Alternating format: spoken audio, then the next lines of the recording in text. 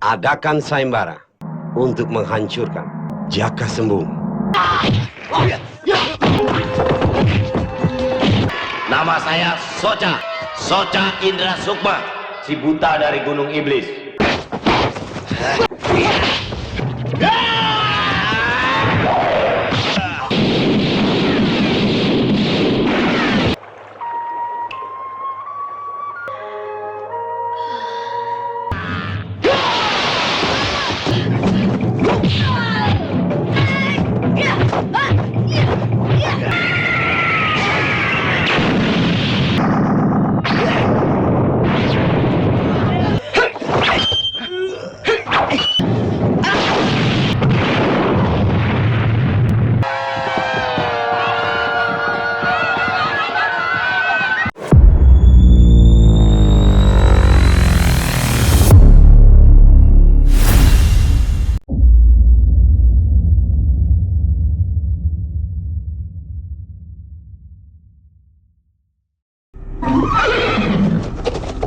Kisah dibuka dengan serangan para serdadu kompeni yang sedang membumi hanguskan sebuah desa. Mereka dipimpin oleh seorang kapten kompeni yang berusaha untuk mencari dan menangkap Jaka Sembung dan para pengikutnya.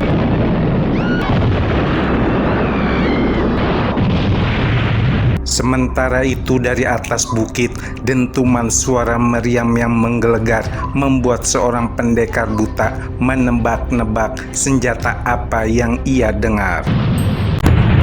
Senjata apa yang digunakan itu?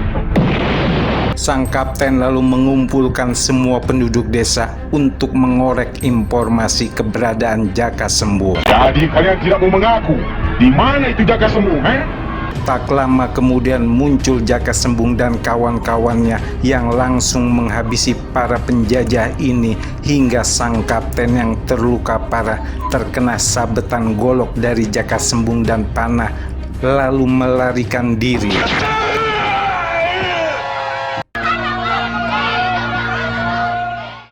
Naas sampai di gerbang markas, kapten kompeni tersebut tak bisa ditolong lagi dan membuat murka Kapiten Demandes yang kemudian membuat sayembara dengan mengumpulkan para jago-jago pribumi untuk menangkap Jaka Sembung hidup atau mati.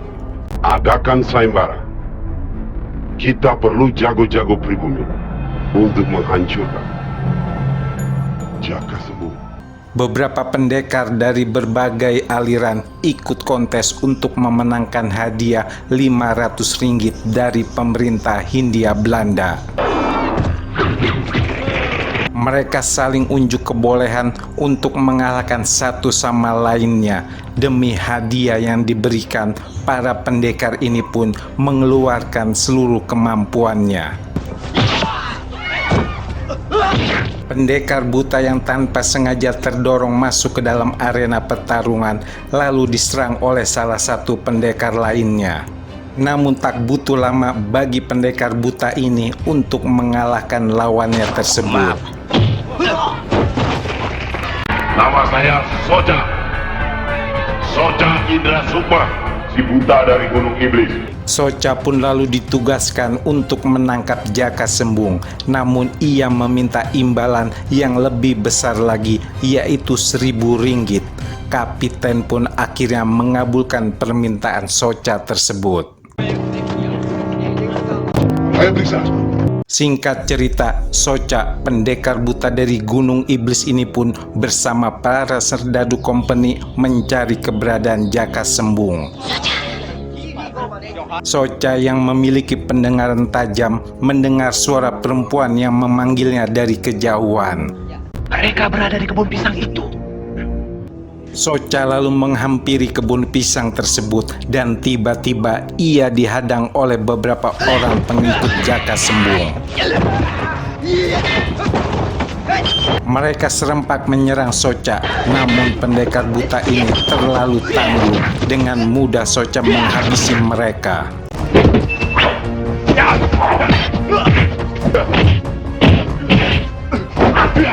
Di kejauhan nampak Jaka Sembung berdiri bersiap melawan Soca.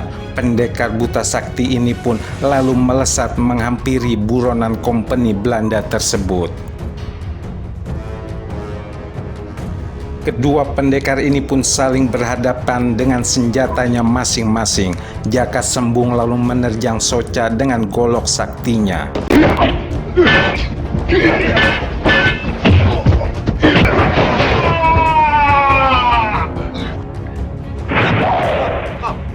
Soca yang mengayunkan tongkatnya ke arah Jaka lalu terhempas oleh tendangan Jaka Sembung. Ia pun berusaha menghindari sabetan golok lawannya ini.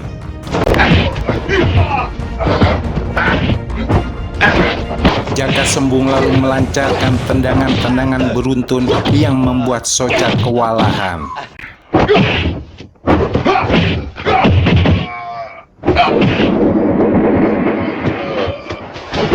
Mereka pun lalu saling menerjang di udara. Sabetan tongkat Soca mengenai batang leher Jaka Sembung.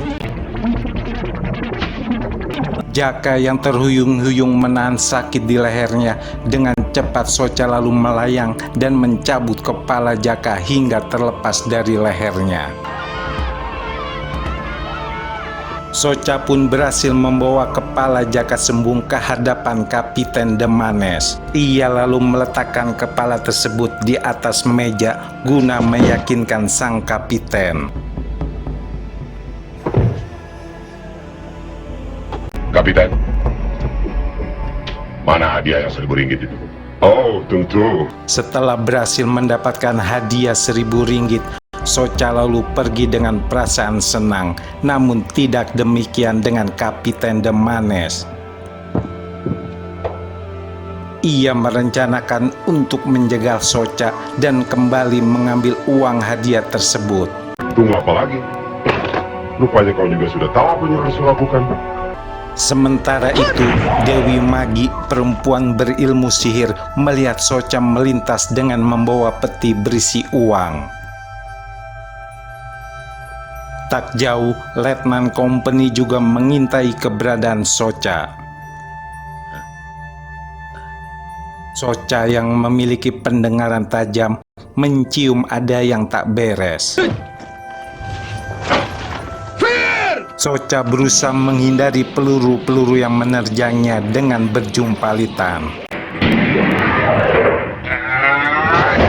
Pasukan kompeni terus menembakinya tanpa ampun. Soca mencoba menghalau dengan menebangi pohon bambu dan menghujamkannya ke arah pasukan kompeni tersebut.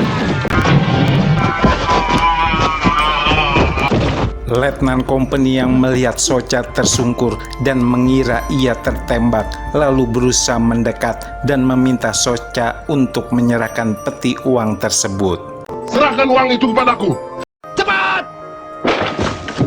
Namun tiba-tiba Soca melesat cepat dan mengarahkan tongkatnya ke tubuh letnan tersebut.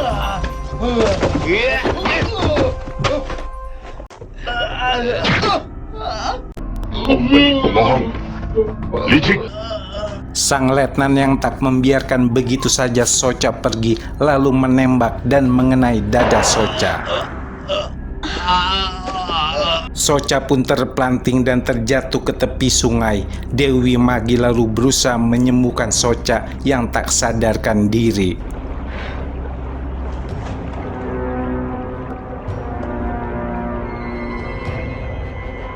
Namun kemudian Dewi Magi sengaja membuat Soca tertidur. Ia pun melepaskan tali pinggang di celana Soca. Dewi Magi yang tergila-gila oleh Soca lalu mencumbuinya dengan penuh birahi. Namun Soca tersadar dan menghempaskan perempuan tersebut. Tidak. Soca pun lalu pergi dan menghindari Dewi Magi yang masih kesal. Soca yang masih terluka lalu tersungkur jatuh. Magi pun melancarkan pukulan jarak jauhnya. Soca mengerang kesakitan, namun Dewi Magi yang kesal cintanya ditolak mentah-mentah ini terus menyerangnya. Beruntung Jaka Sembung berhasil menghalau pergi Dewi Magi dan membawa Soca ke padepokannya untuk disembuhkan oleh sang guru. Aku gurunya Jaka Sembung. Dan saya Kinong. Lukamu sudah diobati. Kau akan sembuh seperti sedia kala. Terima kasih. Di halaman depan terlihat kepala Jaka Sembung masih tertancap. Dewi Magi kemudian dengan ilmu sihirnya merubah ke bentuk aslinya, yaitu kepala kambing. Nyatanya pertarungan Jaka Sembung dengan Soca adalah hasil rekayasa dari Dewi Magi yang bekerja sama dengan Soca demi mendapatkan uang 1.000 ringgit. Kepala kambing? Hah? Kapiten kambing? What? Jadi uang yang sebanyak itu hanya diganti dengan kepala kambing saja? Dibantu dengan sihir Dewi Magi. Dewi Magi dengan kemampuan sihirnya merubah seekor kambing menjadi wujud Jaka Sembung. Dewi Magi yang mendendam kepada Soca lalu menawarkan kerjasama dengan pihak Belanda. Apa yang company bisa berikan kepada saya? Kalau saya bisa membungkusi Jaka Sembung dan si buta. Tunjukkan dulu kelebihan Nona, baru kita tawar-menawar. Dengan kemampuan sihirnya, ia mampu membuat sang kapiten mempercayainya untuk menangkap Jaka Sembung dan Soca. Cukup Nona, saya sudah yakin. Bagaimana? Singkat cerita, Dewi Magi lalu mendatangi padepokan Jaka Sembung. Ia dengan kekuatan sihirnya berhasil mempermainkan dan melumpuhkan para penjaga. Ia kemudian memasuki kamar di mana terlihat Kinong, Ki Sapu Angin, dan Jaka Sembung sedang terlelap. Dewi Magi kemudian mengincar peti berisi uang, namun Soca yang masih terjaga mengetahui keberadaannya. Soca berusaha menghadang dan membuat semua orang terbangun, termasuk Jaka Sembung yang bingung karena sosok tak terlihat berusaha menyerangnya. Ada apa bang? Siapa dia? Jelas dia menggunakan ajian Alimunusti. Dewi Magi. Mengetahui sosoknya sudah diketahui, Dewi Magi yang tak terlihat berusaha membawa peti tersebut. Beberapa orang pun berusaha mengepung dan menyerangnya, namun Dewi Magi yang tak terlihat ini cukup merepotkan. Soca kembali menghadangnya. Ia mengambil sarung dan dengan cepat melemparkan ke arah peti tersebut. Ki Sapu Angin yang melihat Magi kembali menghilang lalu membidikan goloknya ke arah wanita tersebut.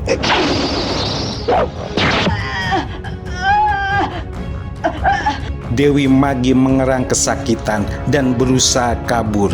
Jaka Sembung tak tinggal diam. Ia pun menyabetkan goloknya. Dia tidak berdaya. Biarkan dia pergi. Dewi Magi yang terluka parah lalu berniat ke tempat gurunya yang sedang bertapa. Dengan terlunta-lunta menahan sakit, Dewi Magi sampai di sebuah hutan lebat dan ia pun memohon bantuan kepada sang guru. Hamba butuh pertolonganmu, Guru. Tak lama kemudian asap mengebul, pohon besar di dekatnya pun bergeser. Dewi Magi lalu terjelembab jatuh ke dalam sebuah goa di mana sang guru berada. Beberapa hari kemudian, Kinong, adik dari Jaka Sembung, dibawa pergi oleh dua orang yang tak dikenal. Soca pun berusaha menghadangnya. Kinong, hindari kedua orang itu, cepat. Ternyata kedua orang tersebut adalah Dewi Magi dan gurunya yang berniat menculik Kinong. Pergi cepat. Soca tak berhasil menghadapi murid dan gurunya itu. Kinong pun berhasil diculik oleh mereka. Kinong! Jaka Sembung yang mengetahui Kinong disekap Dewi Magi, lalu seorang diri ia menyatroni sarang wanita penyihir tersebut. Satu persatu Jaka Sembung menghabisi anak buah Dewi Magi. Jebakan demi jebakan pun ia lalui.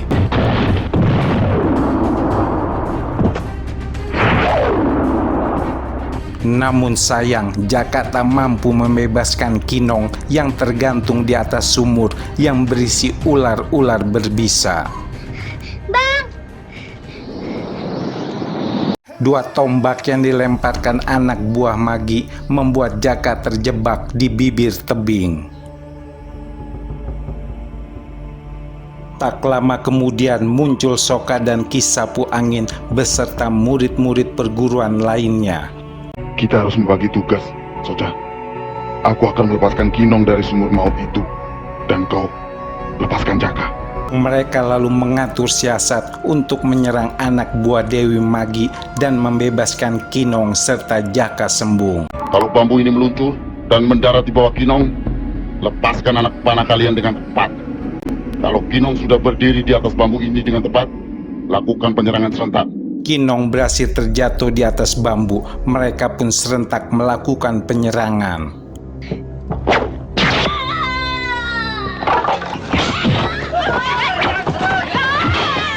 Terjadilah duel-duel seru para wanita anak buah Dewi Magi melawan para pengikut Jaka Sembung. Soca dengan ilmu meringankan tubuhnya berhasil membebaskan Jaka Sembung. Mereka pun bahu-membahu melawan 3 anak buah Dewi Magi yang cukup sakti ini. Ki Sapu Angin yang melihatnya langsung menghantamkan sebuah ajian dan membuat ketiga wanita ini pun terhempas. Walau sudah terluka parah, ketiga wanita ini tetap sulit dikalahkan. Jaka Sembung dan Soca berusaha menundukkannya. Begitu juga dengan sang guru Ki Sapu Angin. Hingga akhirnya mereka satu persatu meregang nyawa di tangan lawannya masing-masing.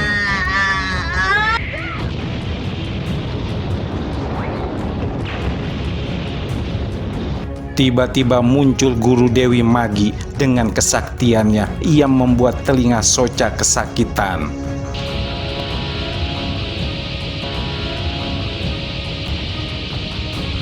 Guru yang memiliki ilmu hitam ini langsung menyerang Soca dengan membelikan ekornya. Jaka Sembung berusaha membantunya, namun sabetan goloknya tak mempan di tubuh orang tua tersebut. Ia pun dengan mudah dihempaskan oleh guru Dewi Magi ini.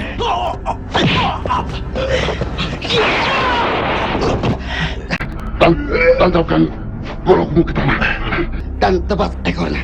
Tanpa pikir panjang lagi, Jaka langsung melesat dan menancapkan goloknya. Dengan cepat, ia langsung menyabetkan ke tubuh dan ekor lawannya ini.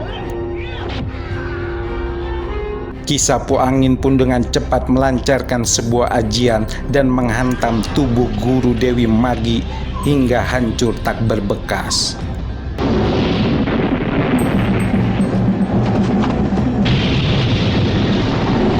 Tak berselang lama, pasukan kompeni datang dan menembakkan meriam yang menghancurkan.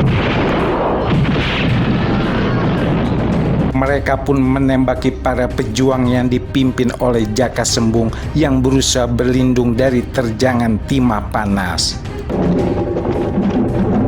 Namun tiba-tiba muncul Roh Ijah, pendekar wanita yang turut membantu perjuangan Jaka Sembung. Ia bersama teman-temannya langsung menerjang para serdadu kompeni ini.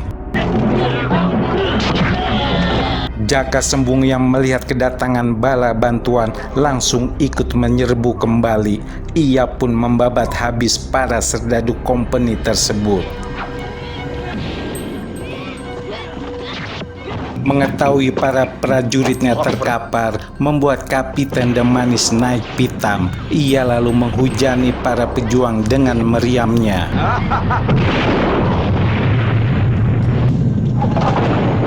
Dewi Magi yang melihat kegilaan kapiten yang menghancurkan markasnya membuat ia marah besar dan berusaha melawan balik.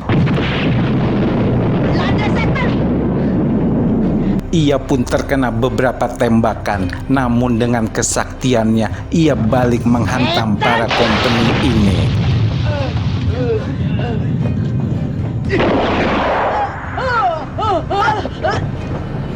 Jaka Sembung dan Soca pun berniat meredam serangan dari meriam tersebut, namun Soca terkena tembakan. Arahkan meriam itu pada mereka. Mereka berdua tak bisa berbuat banyak. Anak buah Kapiten Demanas mengarahkan meriamnya kepada mereka. Kalian tidak bisa menandingi peluru meriam ini. Selamat jalan, pendekar-pendekar dungu. Bambu yang dilempar oleh Dewi Magi tepat mengenai perut sang kapiten. Ia pun mengerang kesakitan dengan damai. Magi. Soca akhirnya menghampiri Dewi Magi yang tergila-gila kepadanya. Setidak-tidaknya, aku masih ada artinya buat tanah air ini.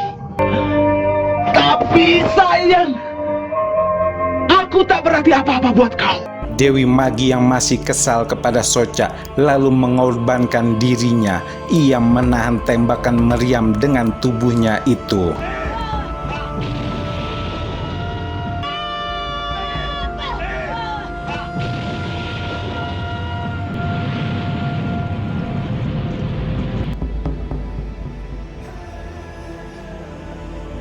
Kisah perjuangan Jaka Sembung dan para pengikutnya dalam melawan penjajah Kompeni Belanda pun berakhir. Sampai jumpa.